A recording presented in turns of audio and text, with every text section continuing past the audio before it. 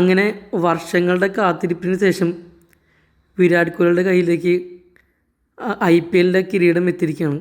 ഇത്തവണ നായകനായിട്ടല്ലെങ്കിൽ പോലും ടീമിലെ ഏറ്റവും പ്രധാനപ്പെട്ട താരത്തിൻ്റെ കൈകളിലേക്കാണ് കിരീടം എത്തിയിരിക്കുന്നത്. നമുക്കറിയാം IPLൻ്റെ ആരംഭം തൊട്ട് വേറൊരു ക്ലബിലും വിരാട് കോഹ്ലി കളിച്ചിട്ടില്ല. റോയൽ ചലഞ്ചേഴ്സ് ബാംഗ്ലൂരിന് വേണ്ടി മാത്രമേ കളിച്ചിട്ടുള്ളൂ.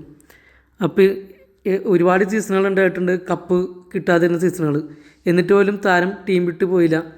അപ്പോൾ ആ ഒരു RCBയോടുള്ള താരത്തിൻ്റെ ആ ഒരു അറ്റാച്ച്മെൻ്റ് ഉണ്ടല്ലോ, അതൊക്കെ നമുക്ക് ഇന്നലത്തോടുകൂടി കാണാൻ പറ്റും.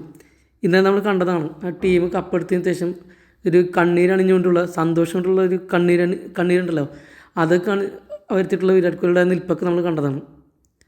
അപ്പോൾ നമുക്ക് അതുകൊണ്ട് തന്നെ മനസ്സിലാക്കാൻ പറ്റും ആ ടീമിനോട് വിരാട് കോഹ്ലിക്ക് എത്രത്തോളം സ്നേഹമുണ്ടെന്ന്. അപ്പോൾ അർഹിച്ച കൈകളിലേക്ക് തന്നെയാണ് ആ കപ്പ് എത്തിയിരിക്കുന്നത്. വേറൊന്നും ഇതിൽ കൂടുതൽ പറയാനില്ല.